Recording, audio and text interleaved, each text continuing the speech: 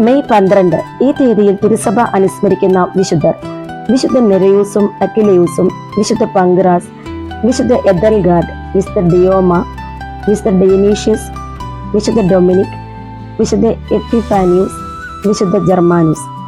വിശുദ്ധ നെരയൂസും അക്വിലയൂസും 100-ാം ആണ്ടിലാണ് വിശുദ്ധ നെരയൂസും അക്വിലയൂസും ജീവിച്ചിരുന്നത്. ഈ രണ്ട് രക്തസാക്ഷികളെ പറ്റി കാര്യമായ അറിവൊന്നും ലഭ്യമല്ലെങ്കിലും 4-ാം ശതാബ്ദം മുതൽ ഇവരോടുള്ള ഭക്തി പ്രഖ്യാതമാണ്. ഇവർ വിശുദ്ധ ഫ്ലവിയ ഡൊമിറ്റില്ലയുടെ ഭൃത്യന്മാരായ സൈനികരാണ്. ഡൊമീഷ്യൻ ചക്രവർത്തിയുടെ ആജ്ഞയനുസരിച്ച് രാജകുമാരി ഫ്ലവിയയോട് കൂടി ഇവരും പോൺസിയ ദ്വീപിലേക്ക് നാടുകടത്തപ്പെട്ടു. അവിടെ ട്രാജൻ ചക്രവർത്തിയുടെ കൽപ്പന പ്രകാരം അവരുടെ കഥ കഴിച്ചു. അവരുടെ ശരീരം വിശുദ്ധ ഡൊമിറ്റില്ലയുടെ സംസ്ഥാനത്തിൽ സംസ്കരിക്കപ്പെട്ടു. 1896 ശ്മശാനം കുഴിച്ചു നോക്കിയപ്പോൾ സിരീസിയൂസ് മാർപ്പാപ്പ 490 നിർമ്മിച്ച ദേവാലയത്തിനകത്ത് അവരുടെ കുഴിമാടം കാണുകയുണ്ടായി.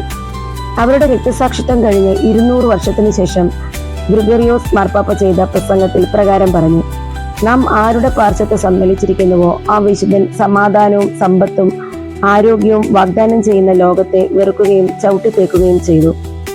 ഡമാസോസ് പാപ്പ ഇവരുടെ ശവകുടീരത്തിൽ സ്ഥാപിച്ച ശിലാലിഖിതം നാം വായിച്ച് ധ്യാനിക്കേണ്ടതാണ്.